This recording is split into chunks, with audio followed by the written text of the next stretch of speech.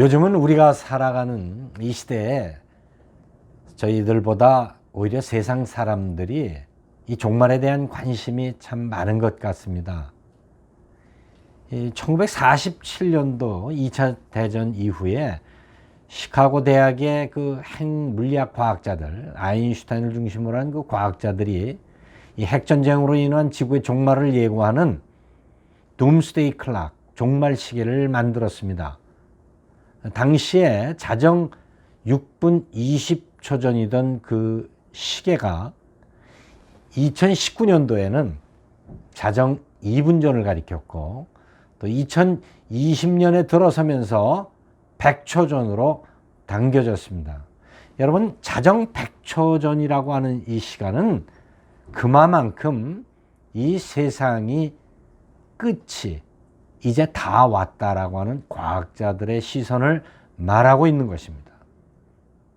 어쩌면 하나님께서 그들을 통해서 이 시대를 살아가는 성도들에게 주시는 또 하나의 사인인 것으로 여기게 됩니다. 얼마 전 기독교 리서치 단체에서 조사한 그 결과가 참 흥미로웠습니다. 그것은 응답자의 80%, 그리스도인들의 약 18%를 제외하고는 주님의 재림을 믿지 않는다고 하는 사실입니다. 이 80%가 넘는 성도들이 이 종말에 대한, 다시 오실 그 주님에 대한 그 약속을 알지 못한 채 여전히 신앙생활을 하고 있다고 하는 사실입니다. 더 놀라운 것은 성경의 한 3분의 1 정도가량 그 하나님의 그 약속에 대한 예언의 말씀이 기록되어 있는데, 그 중에 이 예언의 말씀들, 그 다시 오실 그 주님에 대한 마지막 약속이 성취되는 것에 관련된 설교는 단 2%에 지나지 않는다라고 하는 조사 결과입니다. 요한은 유일하게 요한복음에서 7개의 예수님의 자기 선언, I am statement를 기록하였습니다. 이제 이것을 마치고 다음 주부터는 또 요한복음에 유일하게 예수님의 7가지 표적에 대한 기록이 나오는데, 이 표적을 중심으로 함께 은혜를 나누고자 합니다. 이 표적, 헬라어로 세메이온이라고 하는 단어는 기적, 이상한 일, 또 혹은 징조, 그리고 어떤 방향의 지시나 표적의 의미로 우리 성경에서는 영어로 사인으로 번역하고 있습니다. 이 마지막 때에 말씀하시는 주님께 제자들이 이렇게 묻습니다. 예수께서 감람산 위에 앉으셨을 때에 제자들이 조용히 와서 이르되 우리에게 이루소서, 어느 때에 이런 일이 있겠사오며 또 주의 임하심과 세상 끝에는 무슨 징조, 무슨 사인이 있사오리이까. 제자들의 관심은 언제입니까? 그리고 구체적으로 어떤 일들이 일어납니까? 라는 것이었습니다. 이 기독교 역사 가운데 이 종말에 관한 그 때에 대한 잘못된 관심과 집중이 오늘날 수많은 이단들을 탄생시켰습니다. 또 이로 인해 수많은 성도들이 교회를 떠난 것도 우리는 부인할 수 없습니다.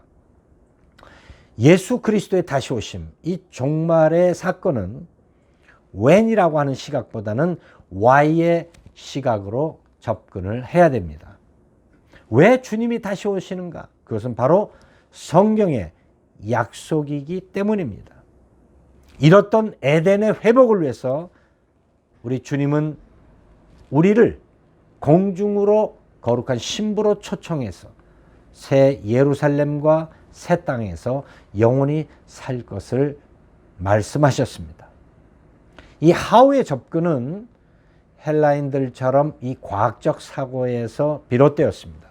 반면에 히브리인들은 항상 Y의 시각으로 살아갑니다.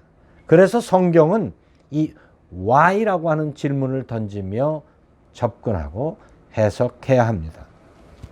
이 주님이 오시는 그 날에 대해서 아버지 외에는 누구도 알 수 없다라고 하신 그 주님이 바로 이 때문입니다. 그래서 우리가 깨어야 하는 것입니다. 주님은 종말의 시대적 현상으로 거짓 선지자들이 많이 나타날 것이다. 그리고 민족과 나라들이 갈등하며 분쟁할 것이다. 도처에 수많은 기근과 지진 등 재앙이 일어날 것이다 라고 말씀하셨습니다. 마치 오늘 우리가 살아가고 있는 이 시대를 주님께서 콕 찍어서 말씀하신 것으로 들려집니다. 운전을 하다 보면 가끔 화장실을 가거나 또 식사를 하기 위해서 길거리에 사인을 찾아보게 됩니다. 그 사인, 간판의 의미는 그 사인이 세워진 곳에서 그 용변을 해결하고 음식을 먹으라는 그런 뜻이 아닙니다. 바로 식당으로 안내하는, 화장실로 안내하는 안내판에 불과합니다. 요한이 특별히 이 요한복음서에 언급한 7개의 표적을 통해서 주님이 누구시고 그리고 왜 우리가 영적인 잠에서 깨어야 하는지를 말하고 있습니다.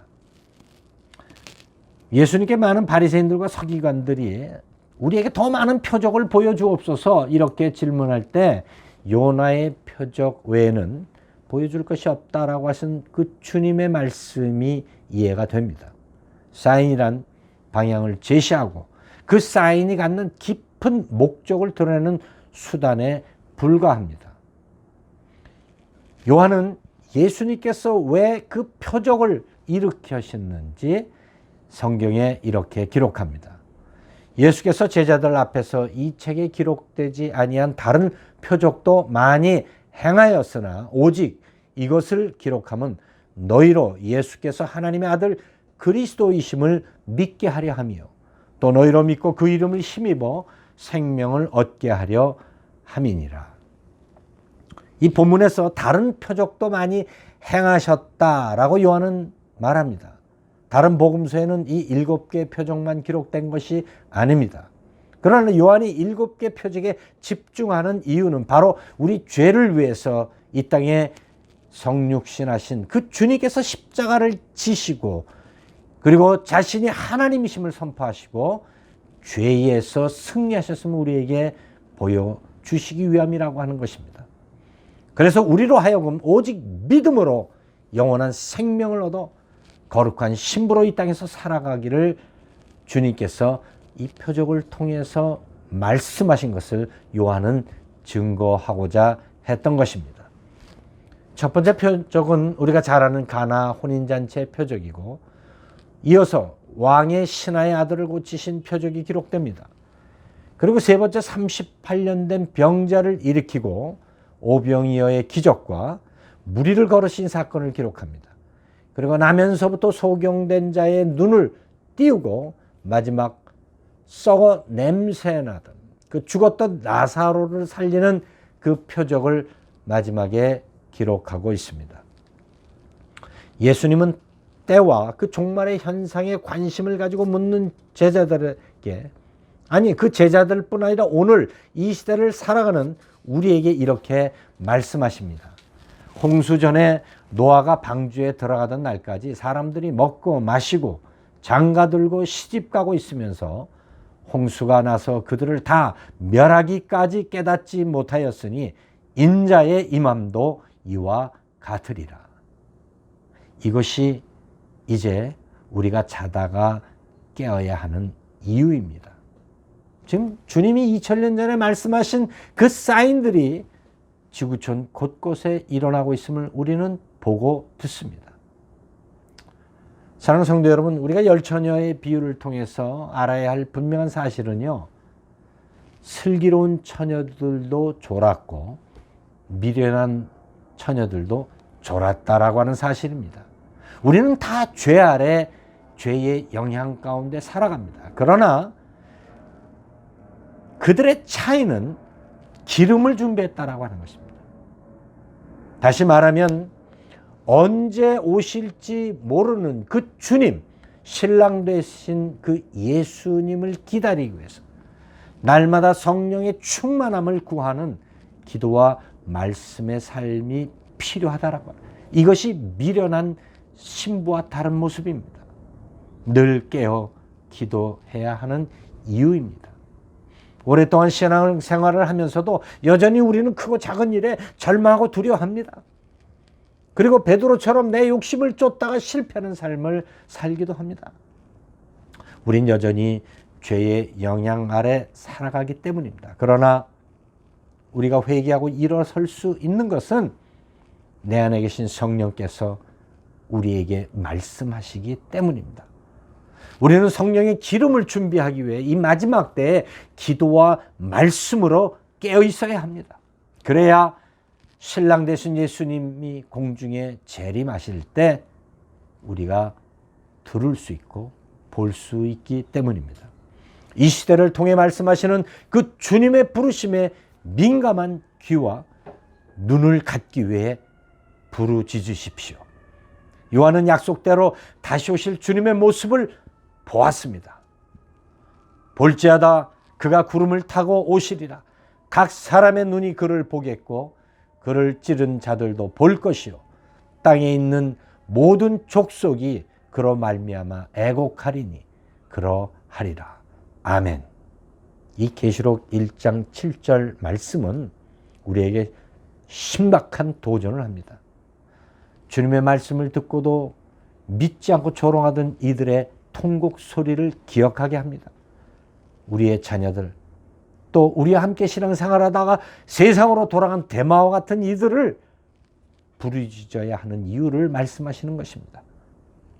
사랑하는 성도 여러분, 언제까지 영적 게으름의 삶을 살며 우리를 위해 말할 수 없는 탄식으로 기도하시는 그 성령님의 외침에 외면해야 합니까? 이제 다시 시작하는 한 주간이 단순히 반복된 일상의 삶이 아니라 기도와 말씀으로 깨어 이 시대적 사인들을 분별하며 영적 파수꾼의 삶을 살아가는 복된 성도들이 되시기를 예수님의 이름으로 축원합니다. 기도드리겠습니다. 거룩하신 아버지 하나님, 참 감사합니다. 내가 누구다라고 하는 요한의 7 스테이트먼트에 이어서 주님이 우리에게 이 마지막 때 신랑으로 다시 오심에 대한, 또 그 신랑 되시는 예수님이 누구신지, 그리고 믿음으로 구원받은 하나님의 거룩한 신부들의 삶을 살아가는 것이 무엇인지 이제 다음 주부터 말씀을 통해서 깨달을 수 있는 기회 주신 것 감사드립니다.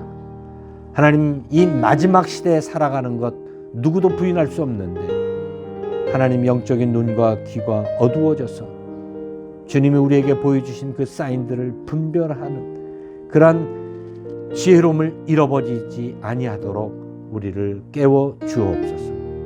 그래서 영적 파수꾼의 삶을 살며 사랑하는 내 가족들, 자녀들, 그리고 이웃과 세상을 향해 외치는 성도들 되게 하여 주옵소서. 우리 주 예수 그리스도의 이름으로 감사하며 기도하옵나이다. 아멘.